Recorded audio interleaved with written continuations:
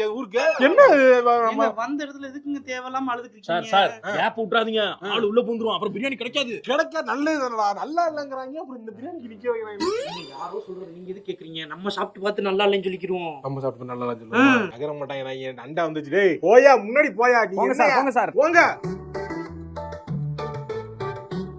நல்லா இருக்கா? நல்லா இல்லாத சொல்றானே, வந்திருக்கா போலயே. நல்லா இல்ல, ஒரு பிளேட் போதுன்னு 2 பிளேட்டா வாங்குங்க, நல்லா இருந்தா என்ன செய்வீங்கன்னு என்ன கேட்டுட்டு வேஸ்ட். இப்ப 2 பிளேட் வேஸ்ட். இப்ப வாங்கிட்டமே தின்னுட்டு போகணும். தலையில அடிச்சுக்கிட்டு தலையில தண்ணி குடிச்சாலும் இந்த மாதிரி ஒரு பிரியாணி உங்களுக்கு கிடைக்கவே கிடைக்காது. சென்னையோட பெஸ்ட் பிரியாணி வேணும்னா 150 ரூபாய்க்கு நம்ம அண்ணன் கடையில விக்கிறாங்க. இந்த கடையில 2 கப்பல்ஸ் இங்க பாருங்க, நம்ம ஹாய் சொல்றாங்க.